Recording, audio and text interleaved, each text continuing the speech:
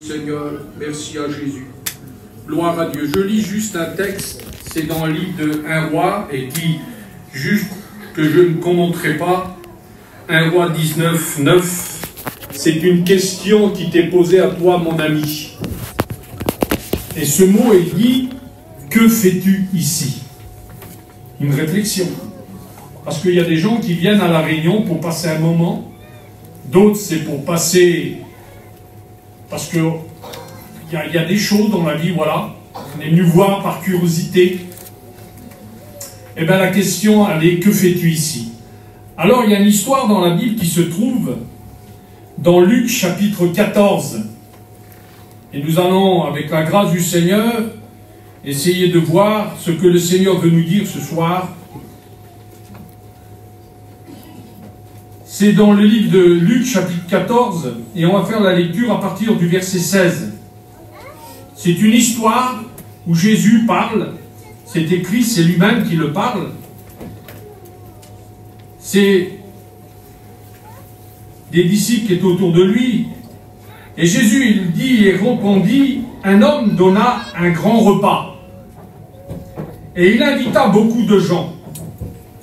À l'heure du repas, il envoya son serviteur dire aux conviés, « Venez, car tout est déjà prêt. » Mais tout unanimement se mirent à s'excuser. Le premier lui dit, « J'ai acheté un champ. Je suis obligé d'aller le voir. Excuse-moi. Je te prie. » Un autre dit, j'ai acheté 5 paires de bœufs et je vais les essayer, excuse-moi, je te prie. Un autre dit, je viens de me marier et c'est pourquoi je ne puis aller.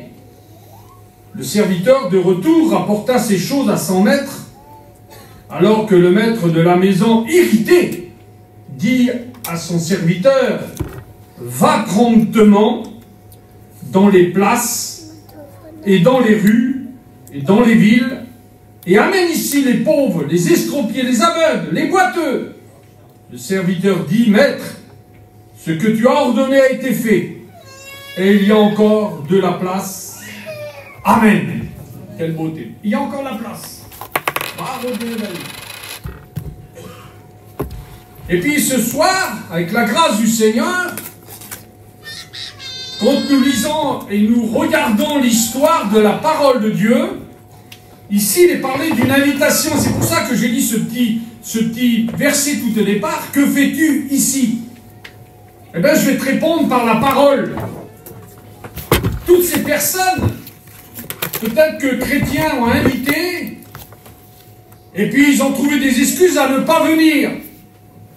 Mais toi, ce soir, tu as été invité, gloire à Dieu, et tu as été invité pour écouter ce que tu écoutes ce soir. Mais qu'est-ce que tu vas écouter? Ben déjà, tu as écouté les chants qui glorifient le Seigneur, mais tu as entendu aussi des témoignages, des vies transformées. Alors tu aurais pu dire, bien sûr, si ça aurait été moi, bon, j'ai 61 ans, je ne suis pas trop vieux, mais il y a encore des plus âgés qui viennent nous. Mais oui, mais il a fait sa vie, lui. Il a fait sa vie, donc il peut se donner au Seigneur. Mais on a vu cette jeunesse, pleine de vie, glorifier Dieu. Alors qu'est-ce qui se passe? Eh bien parce qu'ils ont répondu à l'invitation du Seigneur. Et parce que le monde, ce qu'il offre, tu le sais, parce que tu ne connais pas encore Dieu. Alors peut-être que tu as les moyens pour aller dans le monde. Mais le Seigneur, lui, dans sa grâce, est beaucoup plus que le monde. Parce que si demain tu n'as pas d'argent pour aller te réjouir, alors ton plaisir ne pourra pas être. Mais nous, chrétiens, nous avons la joie de Dieu en nous. Nous avons la joie de Dieu en nous. Et cette joie, nous voulons te la partager. Alors c'est pour ça ici, que son nom soit glorifié. Tu as répondu présent. Tu as répondu présent à une invitation. Et cette invitation, ce n'est pas un homme. Ce n'est pas un mouvement, ce n'est pas Vie et Lumière. C'est Jésus-Christ lui-même. Jésus lui-même s'est dit, je suis. Quelle beauté. C'est pas Tino, C'est pas Michel, c'est pas les garçons serviteurs de Dieu, les sœurs qui sont là, non. C'est Jésus lui-même qui a dit, je suis. Quelle beauté. Qu'est-ce que tu es, mon Jésus? Le pain de vie qui est descendu. Celui qui vient à moi et qui ne... Non, il dit, je suis le pain de vie. Et celui qui vient à moi n'aura jamais faim. Pourquoi tu te compliques? On est combien là, les garçons là? Il y a combien? 500, 400, 500? Ah, le culte, il y a 500-600 personnes. Il n'y a pas de coup, bien sûr, sur le globe terrestre. Alors tu te crois intelligent, toi? Mais c'est tous des fous, là. Je suis un fou. Vous comprenez? Je prends ça, je vous parle ouvertement, mon cœur, il est simple. Moi, je suis simple dans mon langage. Mais qu'est-ce qu'ils ont de plus que nous, eux? Voilà ce que tu te dis, toi. Qu'est-ce qu'ils ont de plus que nous? On n'a rien de plus que toi, si ce n'est que Jésus-Christ en entier dans notre cœur. Et nous ne voulons pas le garder pour nous, parce que le Seigneur a dit ce que j'ai mis dans votre cœur, partagez-le, donnez-le. Et puis si on ne le donnerait pas, alors on aurait des comptes à rendre au Seigneur, on serait des égoïstes. Mais Jésus lui a dit, allez par tout le monde et prêchez la bonne parole. Et c'est ce qu'on fait, mon bon. On fait. Je vois ici, il y a 19 réunions par semaine, c'est ça les garçons? Partout il y a des réunions, je me régale ici, moi. Quelle beauté, mon Seigneur. Et puis vers nous, là-bas, du côté de Grenoble, où on est, nous, il y a des petites réunions par-ci, par-là, à la salle. Où on va, la grandeur de Dieu s'épanouit. On est obligé de casser les murs. Vous avez cassé vos murs là-bas pour grandir, c'est trop petit encore. Alors qu'est-ce qui se passe? Eh bien, Dieu est vivant, c'est ça. Et Dieu est à la recherche de ton cœur, parce que quand il t'a invité, il a dit, si tu manges de ce pain que je suis, tu n'auras jamais plus faim. Quelle beauté, Seigneur. Au verset 34, un peu plus bas, il dit, car le pain de Dieu, c'est celui qui est descendu du ciel et qui donne la vie au monde. C'est pas une vie qui est monotone, une vie sans comment dire, sans but. C'est pas une vie, non, c'est une vie avec un but. Et puis tu n'as rien à payer, c'est gratuit, c'est ça qui va... Qui c'est qu'a dit tout à l'heure qui disait qu'il s'il faudrait qu'on le payait? C'était dans le témoignage, qui ça. Et on se tuerait pour essayer d'acheter. Mais t'as rien acheté, c'est donner ton... Excusez-moi l'expression, je l'ai dit il y a 2-3 jours à la Réunion, c'est où c'est qu'on était là. Tu donnes ton fardeau, tu donnes ta misère, et lui t'offre le ciel. Les voyageurs, les gars, excusez-moi, hein, pour nous arranger dans le commerce. Mais là, je crois qu'on a arrangé le barreau d'Evel. Parce qu'on a donné notre misère pour prendre le ciel. Mais il est tellement amour. Alors que son nom soit glorifié, ce soir, il est là dans sa bonne grâce d'amour pour te donner justement ce conseil. Et quand ici, je lis, on lit, c'est cet homme qui invite, c'est Jésus, on l'a vu. Et ce grand repas représente le royaume des cieux, bien sûr. Ce que nous réalisons aujourd'hui, c'est une invitation de la part de celui qui a payé pour chacun Jésus-Christ. C'est-à-dire, dans sa grâce d'amour, Dieu a tout fait, Dieu a tout mis en œuvre. Moi, je le dis, je ne sais pas si les garçons, bon, on est tous pareils, on ne sait pas si demain, je ne sais pas si tout à l'heure je vais dire, pareil. On ne sait pas ce qui va se passer demain. Mais moi, je ne savais pas qui j'allais faire la réunion. Depuis hier, je le savais, mais je ne savais pas que j'allais faire la réunion. Et je ne savais pas qui aurait été là ce soir. On ne savait pas. Tu savais qui aurait été là, toi? On ne sait pas, non. Mais Dieu le savait, lui. Il t'a invité. Et c'est pour ça qu'il dit au départ, que fais-tu ici? C'est une petite question. Que fais-tu ici? Est-ce que tu es venu simplement pour passer un petit moment? Pour répondre à une invitation? Mais Dieu veut plus que cela. Il veut sauver ton âme.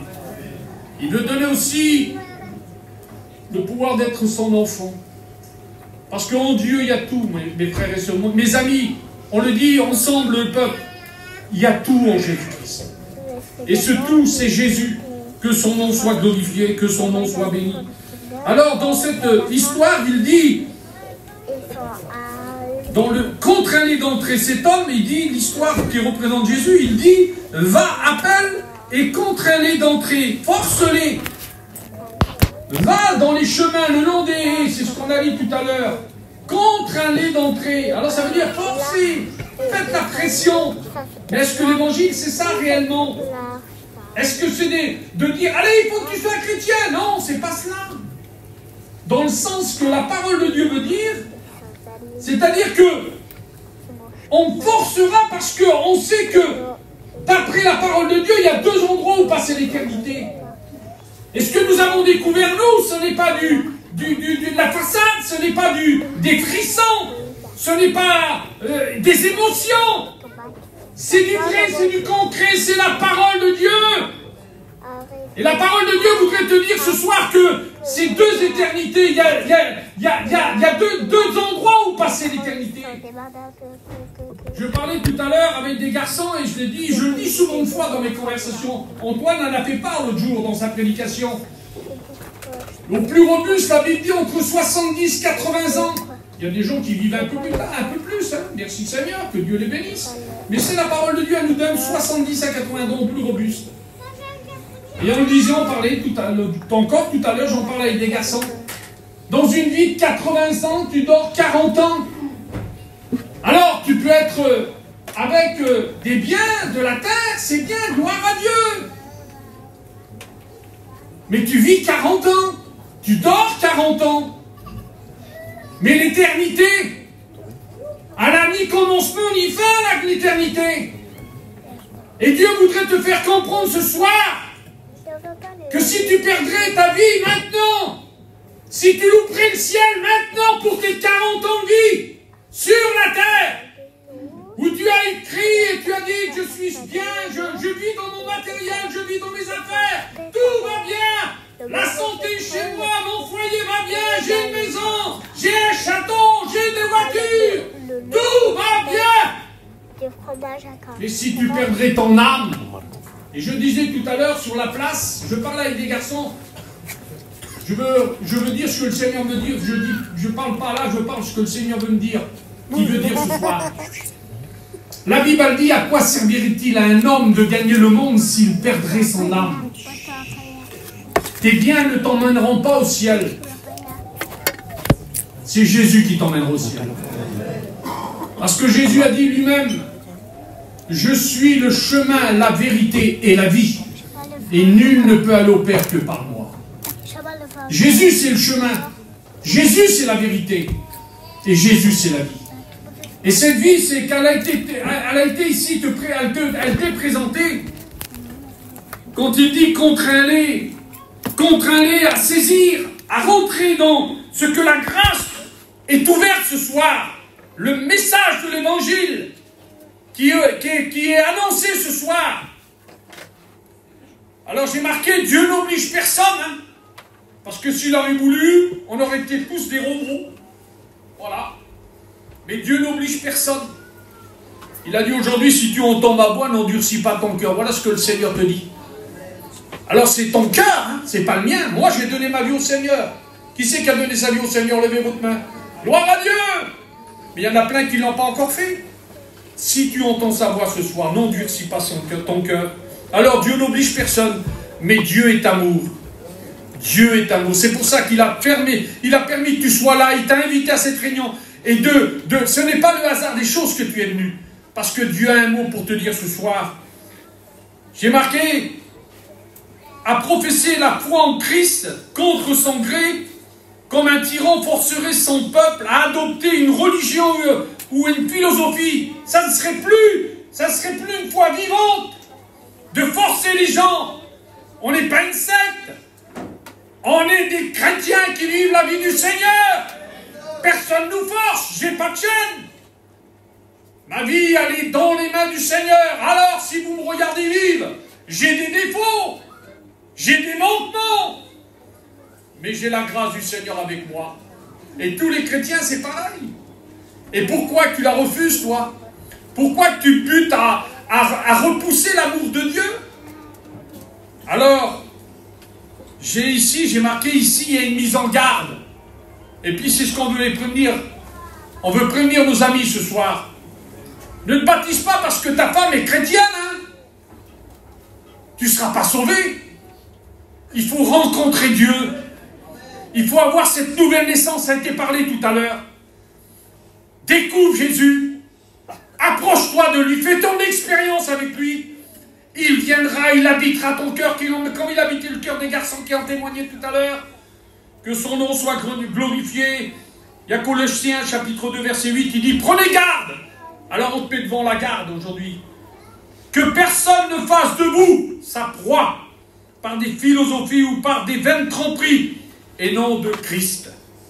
Parce que la parole de Dieu, c'est libre. Jésus, lui, il vient. Il est amour. Il pardonne. Il sauve.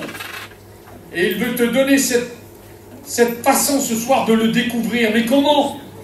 Alors tu le viens tout simplement et tu lui dis, Seigneur, par ODRL, tu me fais comprendre ce soir que tu m'aimes, tu m'as invité à ce repas. Eh bien Jésus, ce repas, c'est là, c'est la parole de Dieu qui est partagée, parce que quand il a été présenté comme un pain, qu'on soit riche, pauvre, on mangera toujours le même pain sur la terre. Mais quand on est chrétien, on mange le pain du ciel. Et c'est ce qui nous nourrit. Vous savez, je ne suis pas plus que vous n'êtes pas plus que moi. Il y a des vieux chrétiens ici. Je me tourne vers un frère, là. Vous savez combien de temps tu es chrétien, mon frère, toi? 43 ans. Moi, ça fait à peu près dans le même âge que je suis chrétien. Il y a aussi des vieux chrétiens ici, là. Si le pain de la Bible, de la parole de Dieu n'aurait pas été bonne, vous croyez que je serais là, moi? Tu serais là, moi? Vous serez là, les chrétiens? Non, parce que ce pain que Dieu donne, c'est du bon pain, c'est la parole de Dieu. Elle se régénère chaque matin. En nous, elle nous donne des forces. Elle nous donne la joie de vivre.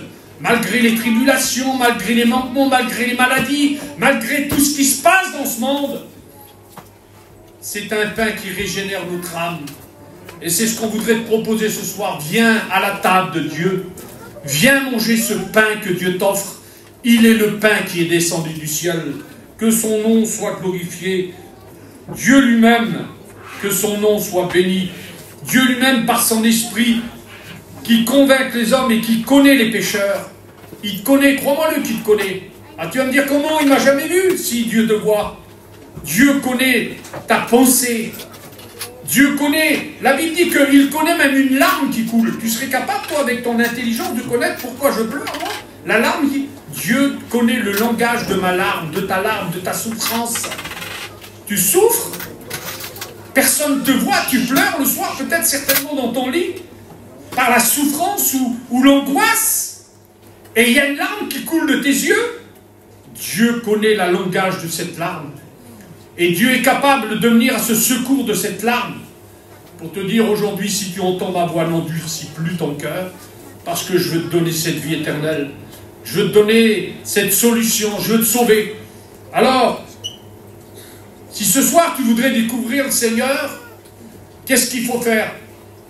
Alors Jésus parle maintenant. Il parle à travers ma bouche, le serviteur de Dieu qui a été désigné ce soir. Jésus parle et il parle à travers ma bouche. Tu sais ce qu'il dit, Jésus? Venez à moi, vous tous qui êtes fatigués, chargés. Je vais vous donner du repos. Tu as besoin du repos pour ton âme? Est-ce que tu as besoin de repos pour ton âme? Est-ce que tu en as marre de la vie? Parce que si tu es là ce soir, c'est parce que dans le monde, tu n'as rien trouvé. Et Dieu t'a attiré ici. C'est pour ça qu'il t'a posé cette question. Que fais-tu ici? Eh bien, Jésus voudrait te répondre ce soir.